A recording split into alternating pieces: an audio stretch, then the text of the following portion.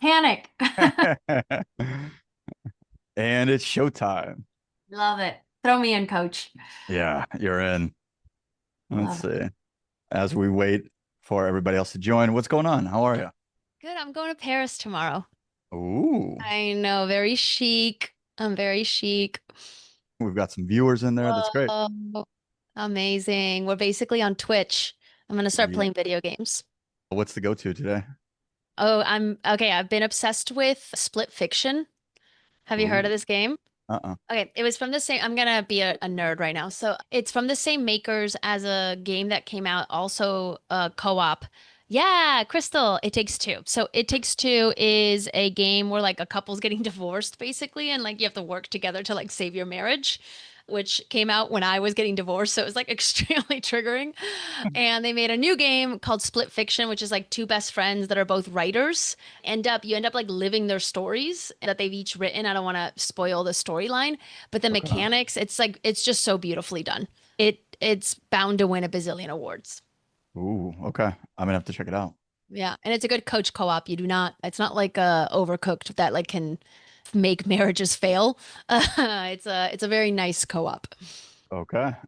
Yeah, I've been trying to get my girlfriend into more video games, so that That's a actually good one.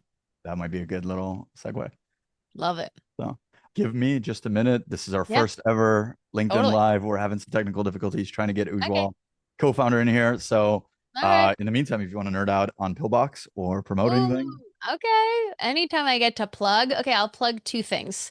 One, I make board games, so I'm obsessed with video games because I love just games in general. I'm extremely competitive. No one ever wants to play with me. That I make board games with a company called Pillbox Games. And we have our biggest game is called Side Effects. It's a game where you get a bunch of mental disorders and you have to be the first to treat yourself with drugs and therapy. Awesome. And we are in the middle of making a new game called All True Believers, where you're all in a cult and you're trying to reach tax exempt status, obviously. And except there's two non-believers trying to break up the cult. So a little like a la Secret Hitler or Werewolf. And yeah, that one's coming out in October. ooh, I still need to get some copies from the other games. Oh yeah? Do I owe you them or did I forget to I give them think I to you? was loosely promised, Oh yeah, my but bad. I'm I do happy that to a pay lot. for them if I No, need no, to. I'm happy to give them Yeah. to you. I forgot. So that's on me. Yeah, I'll get you some games. All right. Awesome. Beautiful. So we'll give it a minute for Okay. Ujwal to join up. Ooh, There there he you is. All right. Welcome. Welcome. Hey guys. Happy to have you. Yeah, good to Uh, be here. Thanks for bearing with me. last week, I don't know if you know this, but we had such demand for this weekly show that 2 minutes before we were supposed to go live, we crashed all of Zoom. Wait, what?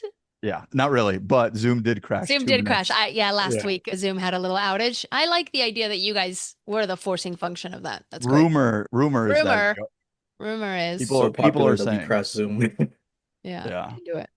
Awesome. Well, everybody's here. We've got Cool. viewers excited. We've got a full docket today. So, really excited to jump in.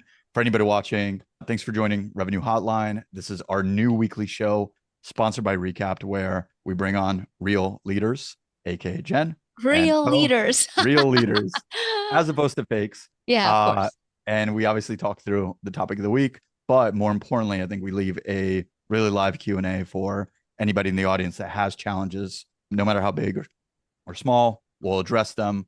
Please, obviously, voice them in the chat. And we have a couple preempted questions because when we posted this, I got a couple emails. So we'll talk through it. There's some cool stuff. But if you're not familiar with Jennifer, she's an amazing CEO of Go Nimbly. They are, dare I say, some say, the RevOps consulting agency. I'll say that. Yeah, some say.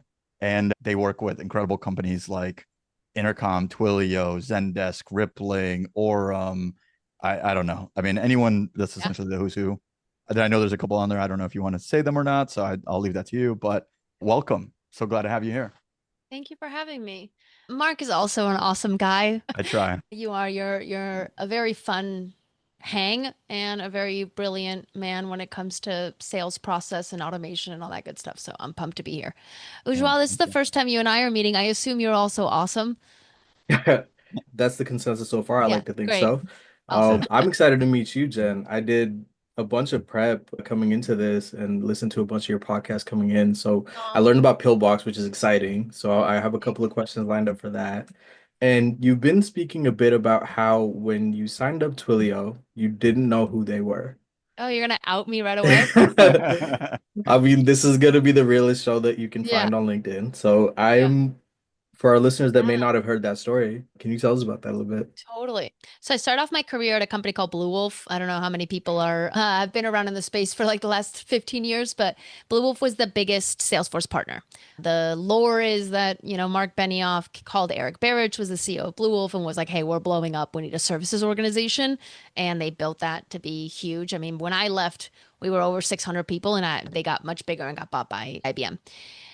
I was getting a little antsy, as you do a few years into your career, and decided I wanted to go off on my own. And I had a friend call me who was working at Twilio at the time. I was a big Eloqua nerd. I was number one on the leaderboards on the Eloqua community because I hacked it. If you commented every day and liked things every day, you could be at the top and give me a leaderboard, and I'm going to get to number one. And so they called me. They wanted me to fix their Eloqua to Salesforce integration, which is essentially my expertise because Blue Wolf was a big Salesforce partner and I was hired to do marketing automation. So what was really frustrating at the time, which is I'm very focused on Eloqua and Marketo and HubSpot and the integration and the handoff to sales. I have an entire organization just focused on sales process. And that turned out to be a gift, even though at the time it made me want to pull my hair out. So I got a call, and a friend of mine was like, hey, do you want to do this project? It's basically a 3-month commitment. It was 2.5 times my salary because I was going off on my own and had I think at the hourly at the time, I think I was 175 an hour. And so it was like good money when I was making 80K at the time. And I looked up the website and I was like, Twilio, text messaging, sick. Awesome. Yeah. Okay. Whatever. I was living in New York. I'm in my New York bubble. I was not in the San Francisco space. And once I got in there, I was like, oh boy, this is a real company, and it's more than doubling year over year, and it's a rocket ship. And I'm lucky we're still working with them today, but got them through IPO. I've been working with multiple parts of their team. We're there when the SendGrid purchasing happened, and Segment helped bring those teams together. We work with their Twilio.org team that basically works with, it's their nonprofit, part of their business. And it's been really incredible. My second ever customer was someone that left Twilio and went to Zendesk. So my second logo was Zendesk. They're also still Wow. with us today. Wow. And can I say slut on LinkedIn? I'm a big logo slut. And so for me, it's like big hot logos typically means that they're willing to innovate. They're pushing the boundary. They're doing cool work. They've got really smart people. And that really motivates me. I'm sorry And if they've I got got money us. to spend. I'm sorry if I got us banned. Did I get us That's it. banned? Canceled. Yeah, First, we're yeah, banned first now. we take down Zoom, now LinkedIn takes us down. So actually, okay, so let's Yeah. incredible story. Let's dive right in. I mean, obviously you've implemented a lot of playbooks, a lot of efficiency, a lot of all the, buzzwords, but what do you think has been the most bang for the buck implementation, Mm. or what are the most like maybe things that you didn't think were going to make such a big splash, but really did, or really just, Yeah. you thought they would and they did? Curious to hear about that. Oh man, Mark, I wish I could tell you that it's like a hot feature that's like gonna blow your mind. And there are really fun AI first like features and that we can talk about. But the biggest bang for your buck, or the places where I see the most energy and alignment across the business, are normalizing data points. Oh, it's not fun at all. It's not fun at all. But if I can get you to a place where on your account, you have one field for industry, one field for number of employees and region and whatever else is important to your company. And at the contact level, I'm able to normalize every contact. You have the link to their LinkedIn, their title and their role, and that's normalized across the business. And I know I have not just the sales team utilizing all that, but the marketing team, the CS team, and product. And now every deck that you create is using these, same data points across the board. There's so much energy and alignment that you'll get across your business because you've basically given them, and I hate saying this too, because this was such a cliche, but there's like single source of truth. There's like one view of the customer. That is still today one of the hardest things to get prioritized and one of the biggest impacts, because with that I can do routing, I can do personalization, I can do, reporting, I can do better handoffs. Like it's all really built on that data readiness and all the features that everybody wants. Like I want to do AI, I want to plug my LLM in and create a completely automated inbound flow, which is doable, and I am seeing customers have really good outcomes there. Well, I need to say, is this a customer or a prospect? If they're a customer, what have they bought? If they're a prospect, what industry are they in? What's relevant to them? Who's the main point of contact? Have we interacted with them before? That's all based on the cleanliness and readiness of your data. So not fun, not sexy, but that's where you need to focus. Why do you think it's such a pain in the ass for people to have this set up in the first place? Right? Because you would Oof. think, right? Like it's so Yeah. critical, bullshit in, bullshit out. And so you need to have everything, making sure that it's actually speaking to the right objects and everything else. But like, why aren't these incredible companies, why don't they have this figured out? Yeah, and some do. Like it's not that they're at a zero. It's never perfect. So first we have to get rid of the fantasy that we're never going to have the wrong, LinkedIn or wrong title on the wrong person, or that they're no longer there, or that we, linked the wrong account. Like that's going to happen. You're going to have a percentage of your data that, especially when it's automated, you're going to get wrong, and you're going to have duplicates. I've done a lot of deduping projects. There's always going to be a percentage of duplicates. So first, I think we have to imagine, a realistic outcome. What makes it complex? Well, I'm talking multiple systems. And so it's not just, can I get the data into Salesforce? I need to make sure that all the downstream, all the downstream systems also have it. If I also have product data and I'm collecting data points in there, how am I piping it into the right places? The good news here, yes, it can be daunting and it's like, oh my gosh, my data is a mess. What can I do? The good news is that it's become cheaper and that it's also become an executive level initiative. So I would say 5 years ago when we would pitch the same stuff, the answer was, well, we're just going to double the size of our sales team. It's okay if it's manual. It's okay if the reps have like a hard time, whatever. We're just going to throw money at it. We can't throw money at it anymore. Execs are looking and boards are looking at you to do things in a much more efficient way. And they know that they need clean data to get any of the interesting, fun, sexy things that AI can bring. So we're actually doing a lot more data projects than ever before. And there's tools, man. If I give Clay another plug, I need them to like put me on their board because I'm like always talking about them. It But is a great tool. I know they're the hot girl at prom and everybody's into her. But what Clay is doing for this is it's bringing orchestration to a place that doesn't have to sit with a data team or a systems team. Me as an operator who maybe even if I was like focused on SDR operations, I can work in a more myopic way. I can get a clean account list. I can get data points. I can get third-party signals. I can put that in a way that my reps can action it. And so it's becoming much more attainable than it once was. How early would you recommend companies to start considering implementing some of these strategies and tools into the I'm actually not a good person to ask that to because I really mean it. I work primarily with mid-market and enterprise level companies. So whenever I get asked like, when should I do RevOps? When should I do X? I'm not good at the like Series A, kind of space. That isn't my forte. I always want to do it. I'm like, oh man, this could be amazing. What I will say is it's okay to hack it when you're early. You're gonna pivot, you're gonna change so much, your sales team's gonna change, your product is gonna change. That the way that we work is we want deployment processes and we're very careful with how to message this across the business and we're very measured. You don't have to do that when you're early. So when is it's not too, I think honestly, SMB companies should be working on Clay because it gives you the ability to do really cool automations without the expense. So like yesterday, but when we talk about implementing RevOps and these kind of larger motions, I typically recommend that you hire a great operator and a great business-minded person that can be thinking more about the process that you're implementing and less about the tools. Because if you go hire a Salesforce admin, you're going to get some very cool things in Salesforce, but they're not going to be grounded in what you need. I guess to that point, then, are there like really important foundations? Maybe if you're a Series A, Series B company, right? You're still kind of like moving a million miles an hour. Yeah. Like in order to set yourself up for success later down the road, that you should focus on. That's such a good question. Can I also be a nerd and share my screen? No, I it feel is like I'm not being allowed. I feel like I'm being such a diva. Okay. You share So away.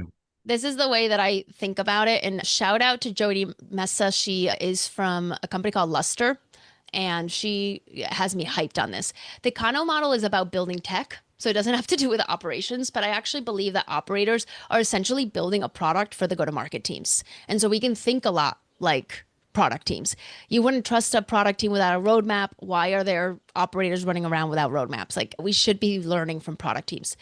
And we think a lot about, hey, must-haves, you can't compete without them. That's your like data readiness. That's integrations across tools. That's, like really the core process. Do I have opportunities? Am I tracking those correctly? Are they new business, renewal, upsell? Just like all the core things. Can I bill my customers? Can I tag them? Like it's all these must-haves. They don't create a ton of performance for the team. They're not like moving the needle for the sales team, but we need them and they're not sexy. Then you have the performance stuff, right? Which is like things that the sales team uses. Maybe there's some automation in here.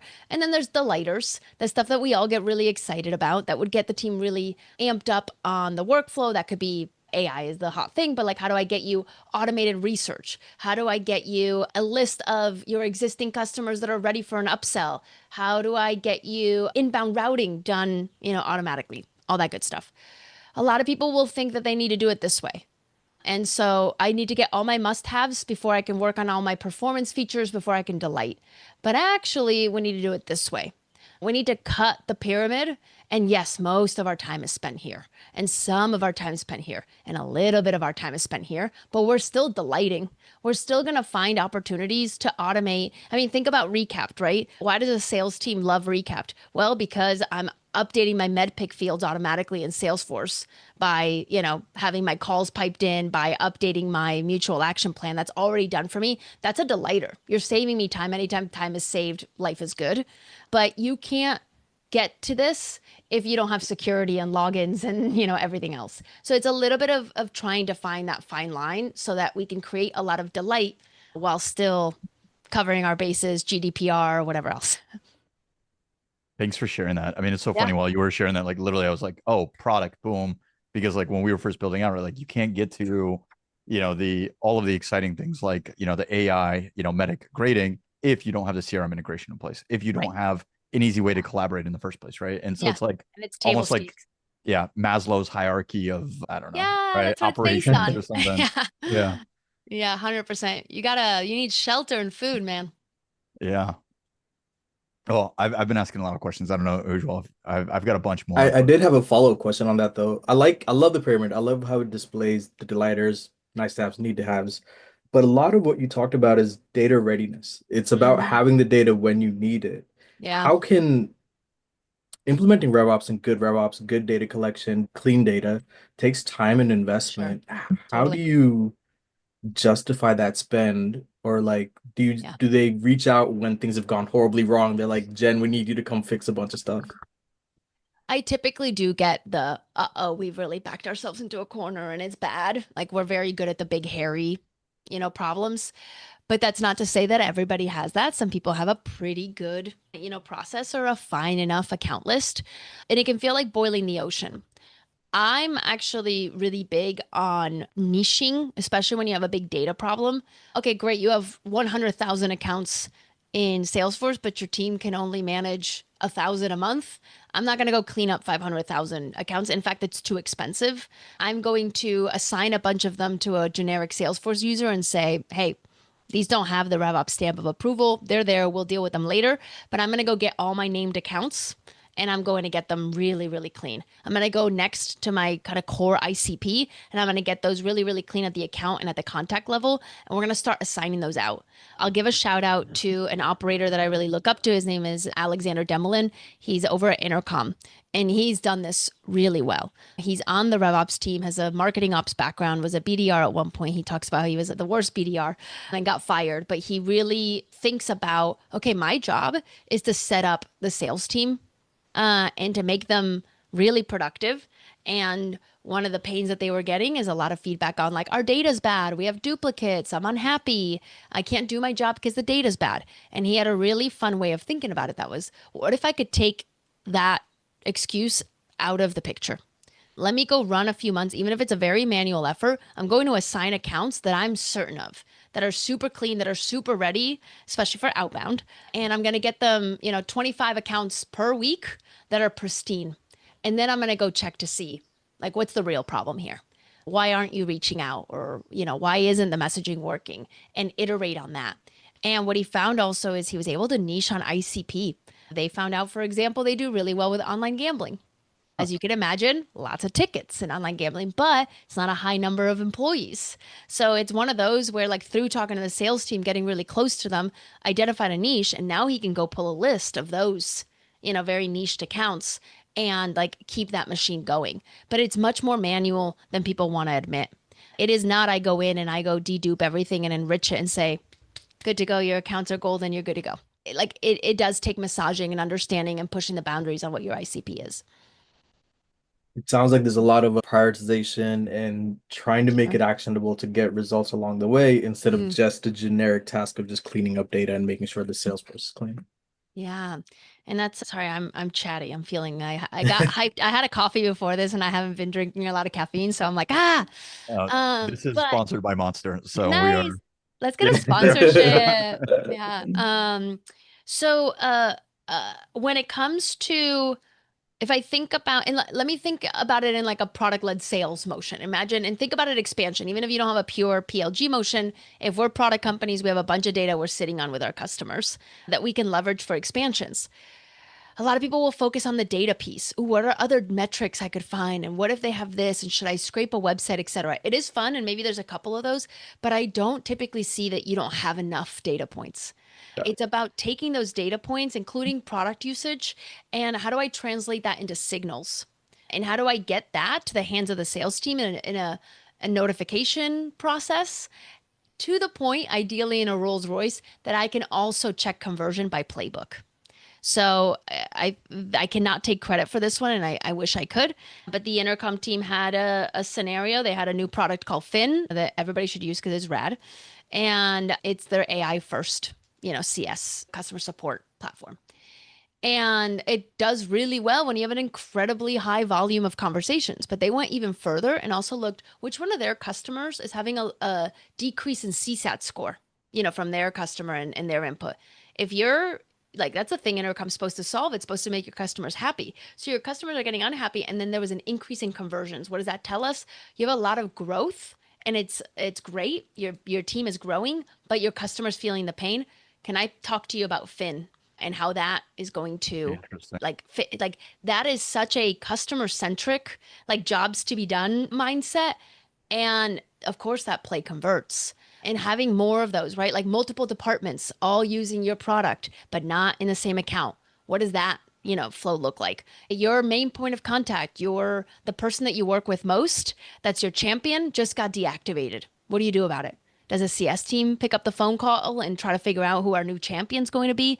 All of this to me is this mindset of, how do I find a moment in time operationally, that's the job of RevOps, that needs a human touch? And how do I get that to the right person so that I can mitigate churn, expand, or new business? It's all the same mindset to me. I blew you guys away. Look at you, Yeah. blown away. Absolutely. So, obviously, a lot of this is, it sounds like either top of funnel or very late stage, right? Getting resells, getting reconversions, Sure. etc. Have you seen playbooks in the middle and bottom of funnel that help with like deal execution? Velocity. Yeah, exactly right. Sales acceleration, like in-flight deals. And how have you seen customers leverage that?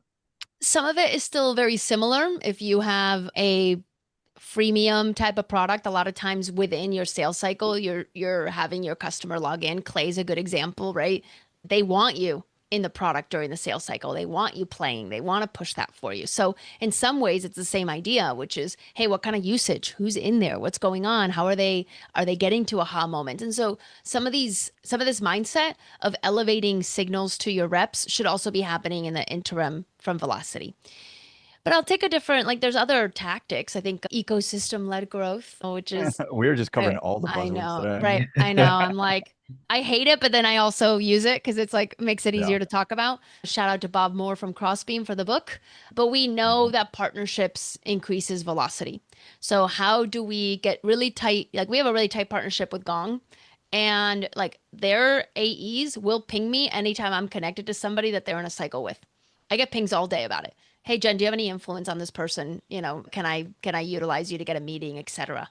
Or can I utilize you? Like they think they have bigger RevOps problems. They'd like to talk to a RevOps expert. Can you help me out with this?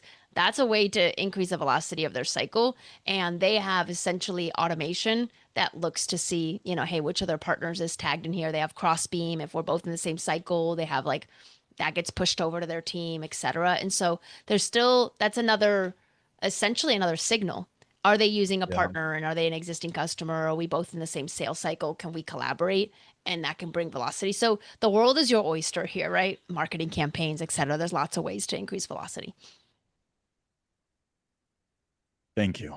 I have, You're very welcome.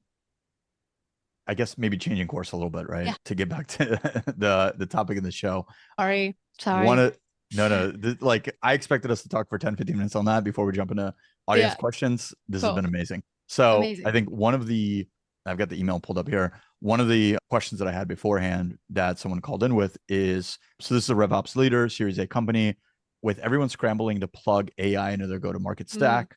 What's the one implementation that you've seen that was a complete waste of time and money, and why? Whoa, that's so interesting. I mean, AI outbound SDR has been painful tests. I mean, we saw the 11x drama, which is like very fun to watch on the outside. I think that there is the flip side of where I've seen it work. I'll give a shout out to Snowflake, and I'll even plug this if anybody wants to learn about these stories. Both Intercom and Snowflake at our conference, June 10th, RevFest in Brooklyn, and they're telling these stories in more detail. But they do have outbound AI incorporated into it, but they're using it in a way where they've got obviously Snowflake. The list is in Snowflake. They do a bunch of data manipulation in there. They're using Workato to essentially integrate with LLM to come up with the first draft of the email, and it's pushing to outreach. And the SDR does review and press send, but to a really high quality. And so that's not that different from what these companies were saying they could do. But my viewpoint on this, and I hope that tools like Gong and Outreach and all these companies are listening, because I believe that they cannot give us a plug and play LLM for doing any of these email follow-ups, because I can spot an email follow-up from these tools a mile away because they're all the same. And I'm not saying they're bad, they're good, but they don't have the IP for you, for your company, the way you follow up, the way you talk about things. And so I believe that we're going to have these as plug and plays. Like we're going to bring our own LLM and we're going to be the ones defining yes, I want to plug in my Gong conversation. I also want to take my signals from my product. I also want to look at, where you've been in our marketing funnel, etc. And then I want to craft the message to you. I don't want to be in a sequencing tool and say send to the generic V1. So Yeah, context is so important. You're going to yeah, see more services trying to help you load up the context of your company, your customers, and yeah, whatever information you want to provide. yeah. And I think Yeah. that like BYO LLM is going to be a pretty imperative feature. Snowflake already does this. In Snowflake, you can use their Claude partnership, etc. You can also just plug your own LLM right in. And I think that modular mindset is going to be pretty huge and necessary across the board. Yeah. I mean, I think you hit it spot on, right? Like we're already seeing the commoditization of these models. And as, you know, 6 to 12 months ago, every VC was talking about how the model is going to be the differentiator. That's not the case, right? We're seeing like Totally. XAI and everybody come in last minute and with, just throwing resources at it, they're able to scale. And so it's going to Easy. be whichever model you want, whether it's home baked, Yeah. whether it's open source, whatever. I guess I was going to say this to the end, but I think this is probably a good segue. What are your thoughts on, the next couple of years of go to market with AI? Do you think it's going to be replacing? Do you think it's going to be enhancing? Do you think it's going to be, are we going for doom? Or are we going for gloom here? Or I guess whatever the opposite of doom is, not gloom. It's probably that. Yeah. So I will preface this with like, I don't know. I get asked this a lot. It's like, yeah, I nerd out on this, but I don't pretend to know where this is going. It does feel like sometimes I wake up feeling very positive and I'll wake up the next day going like, I don't know what to do about this. Um, I don't think it's at a place where we're saying, hey, CRM is dead, Salesforce is out, etc. There's a reason why they're throwing money into data cloud. Do I think maybe the UI and the way that we leverage these tools is going to change? Yeah, but do I also still believe that people need a place to manage their pipeline and view it and report on it? Also, yes. So I think some of the core stuff is staying put. I am scared of a world where robots talk to robots, and that's kind of starting to happen. And I posted yesterday about this, but I've had a robot woman all over my LinkedIn and I called her out I saw and I'm that like, post. yeah. And like you look at her last post, it's a bunch of other robots commenting on her post. And she's got 10,000 followers. That's wild. I'm like, Robots are putting man, out numbers out here. they're putting Uh, up numbers, dude. And so I do feel like there is a little bit of doom and gloom, but what's the light at the end of the tunnel for me is that in person is going to become that much more important. That Yeah. maybe this humanizes us more in a weird flip of the script. That we are going back to the golf courses like in the 80s to sell, and that FaceTime is really important. It's one of the reasons why I double down on video on LinkedIn is because you just don't know in text what was done by a robot versus not. Are some of my jokes AI written? I'll never tell. I'm not going to ever tell anybody, but at least it's me delivering it.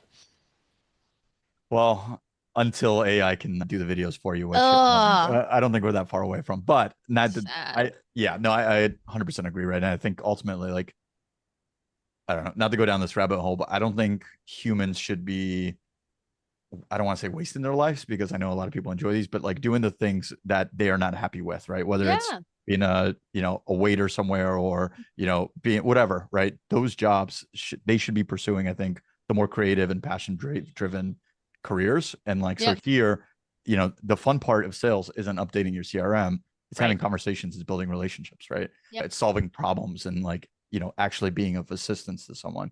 So I yeah, think the more of the focus towards that and less on the, the bullshit of, oh, is my CRM up to date? And did I yeah, like check the box to do this trigger? Like I think that's the more important piece. yeah. I cannot tell you how mad I am every time there's like a hype around how AI can do art. Let us have art. We can do art. I want to do the art. Yeah, I don't AI need a should do all robot. the chores, all the Yeah, boring stuff that takes time that we have to do. totally.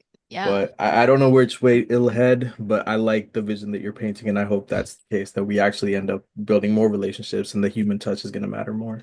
Yeah. Um, Yeah, like Christopher Gannon from Captivate Talent Yeah. in the chat, positive vibes Is he only. being So mean? Okay. Like, no, for once Chris, he's being nice. Yeah. Chris, it better be nice to me.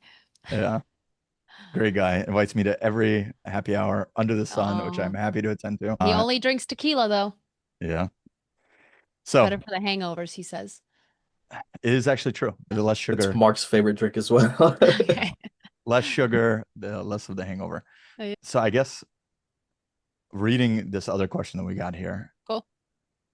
how do you distinguish between processes that should be automated versus those that benefit from the human touch? I think it's a very easy line in the sand. Does it interact with the customer? You should really think about whether or not you should automate that. And so like that's the category that like should have a human eye and you should think about, should I automate this? Anything else is very primed for automation. So I think that's like an easy, if I was doing a little Venn diagram, should you automate this? Does the customer interact with it? No?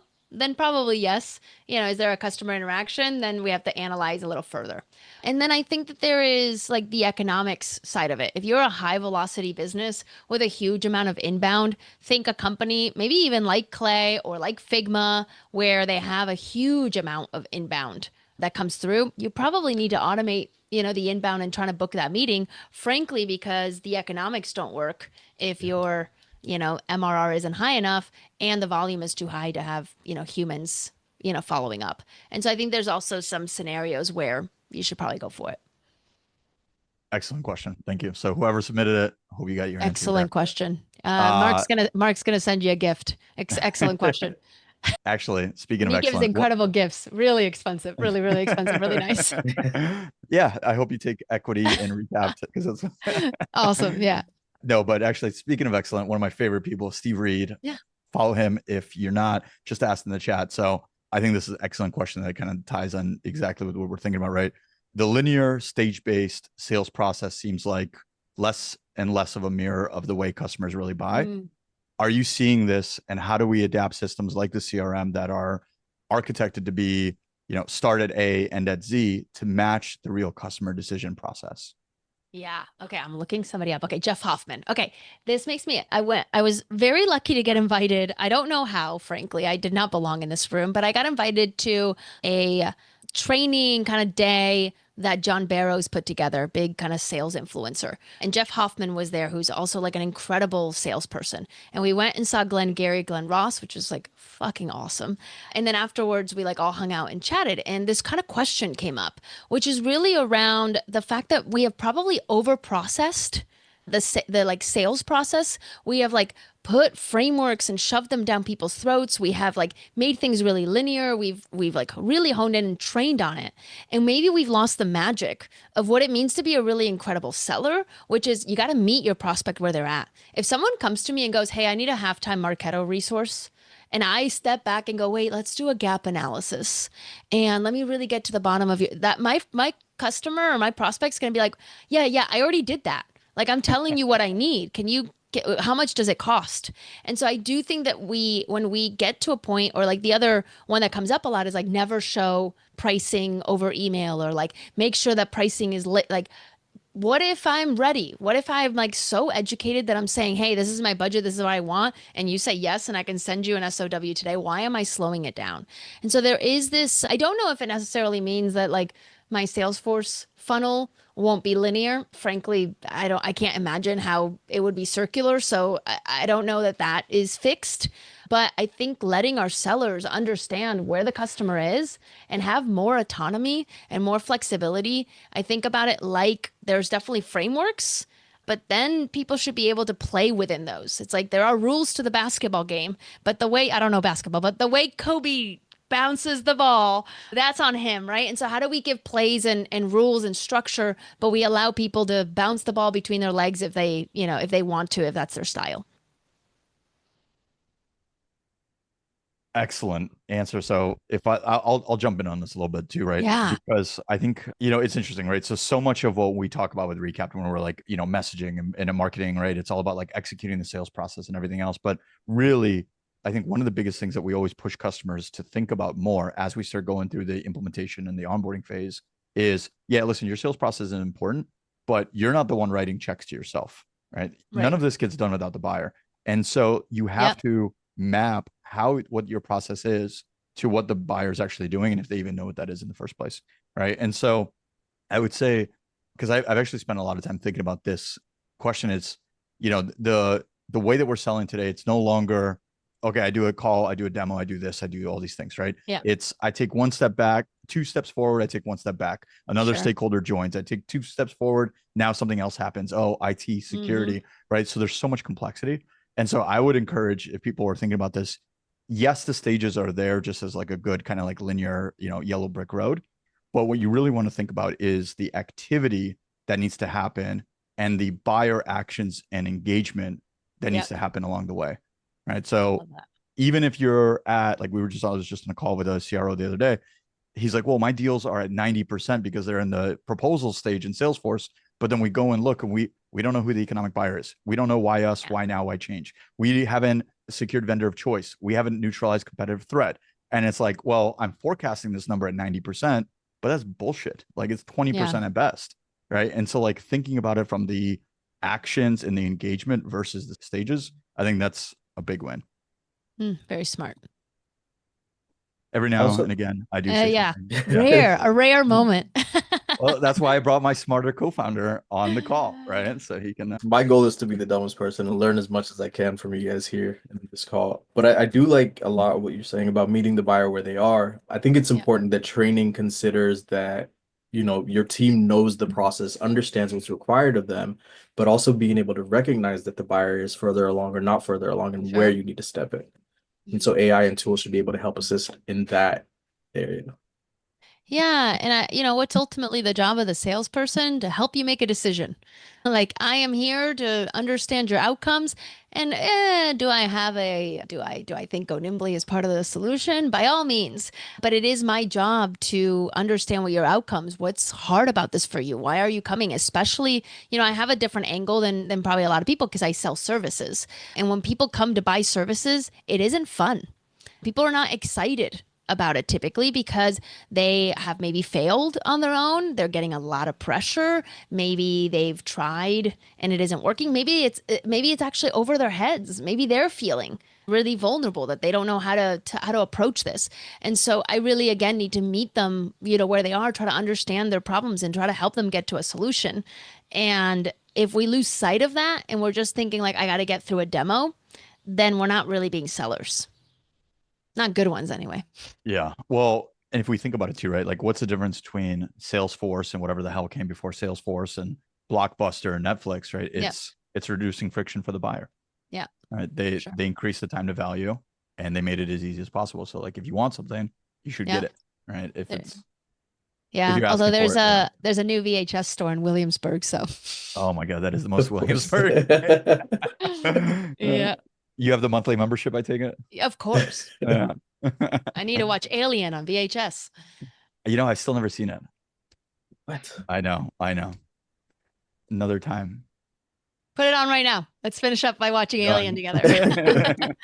That will definitely cancel us, I think. Jen, I had another question for you. I know, again, listening to some of the other podcasts that you've done, you mentioned that you've taken over a lot of the go-to-market at Go Nimbly.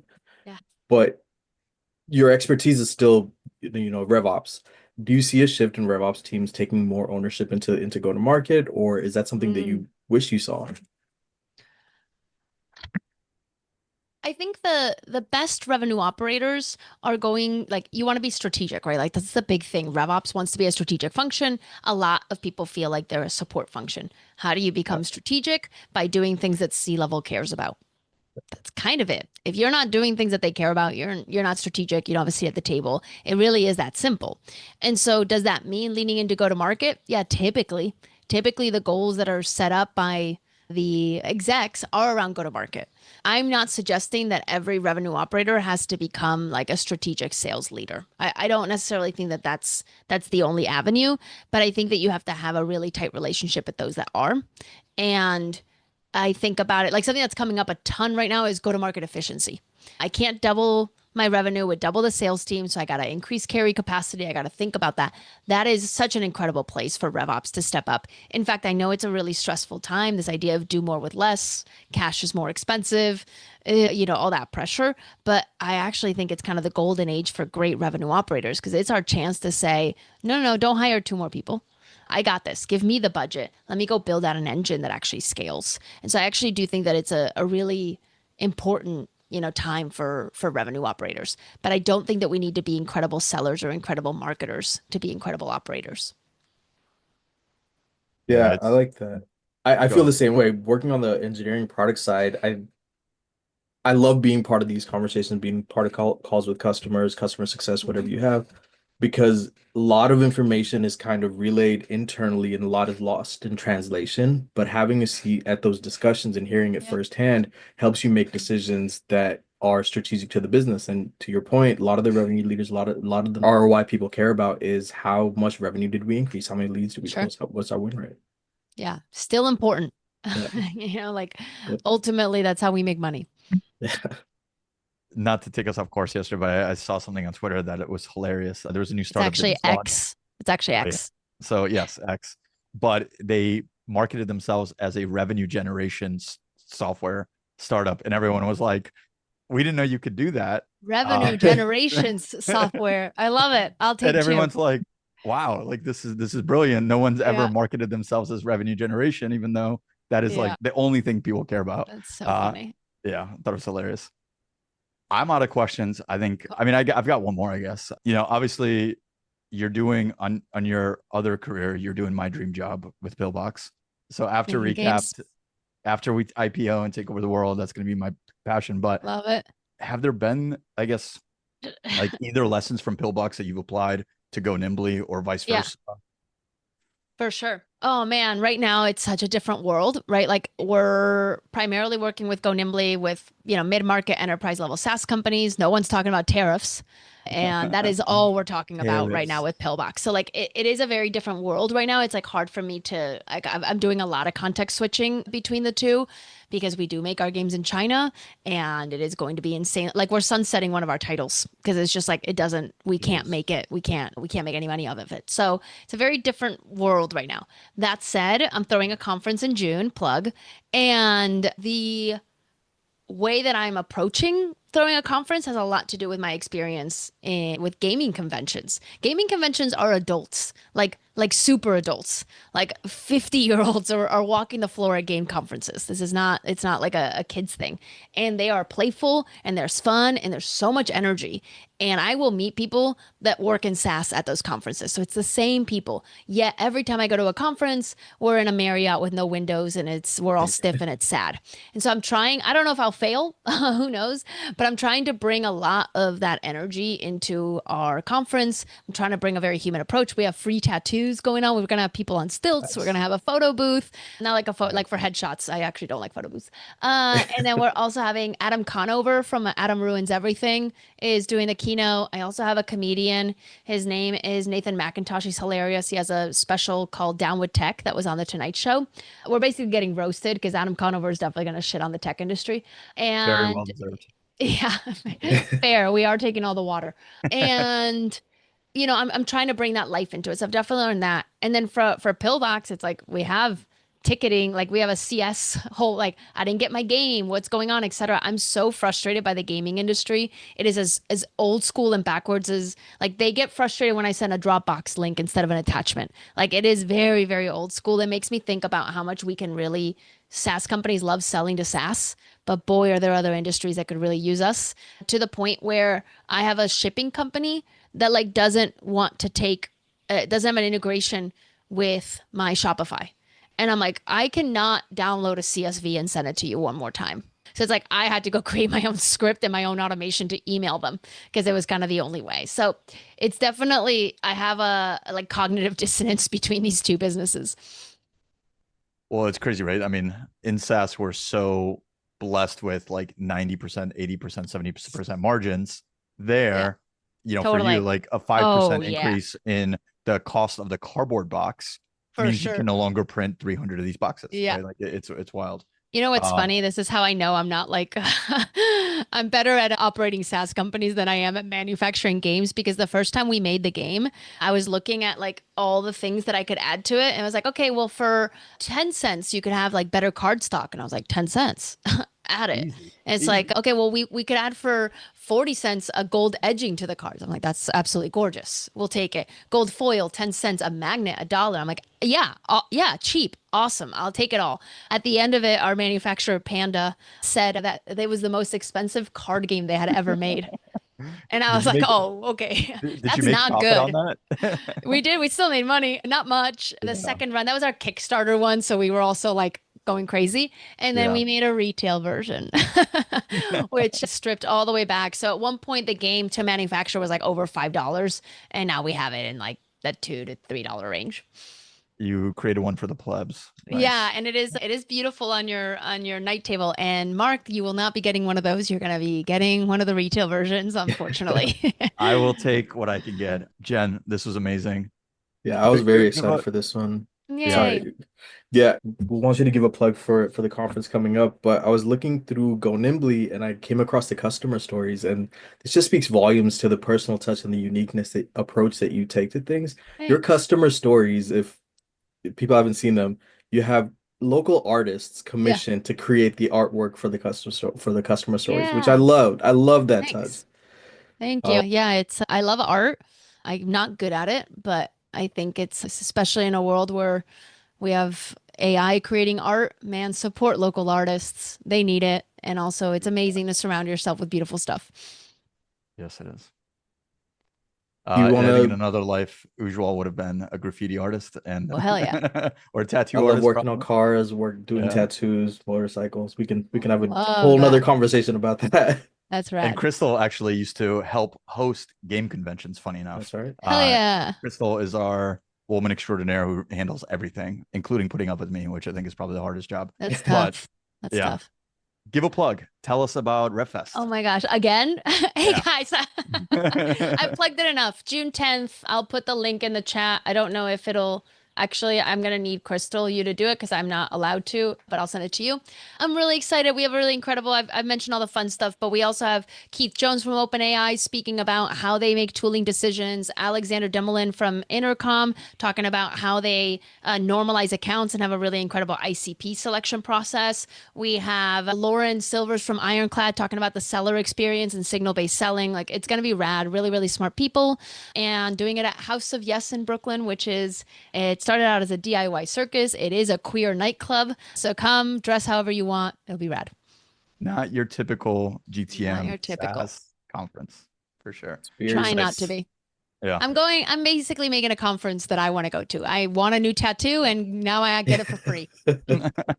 Can we sponsor and give people recap tattoos? You want Because I recap tattoos? I Yeah. actually have a rule, no logo tattoos. I can't do that to anybody. We'll figure We'll out a way around brainstorm. it. We'll brainstorm. Yeah. I'll have my people call your people. Perfect. Awesome. This was awesome. Thanks for being the first Revenue Amazing. Hotline panelist. Awesome. It was great. I'll do it again. Cool. We're taking you into that. Oosh, thanks for being here. Crystal, thanks for helping to man the floor. And everybody else, we'll talk to you next week. Bye. All right.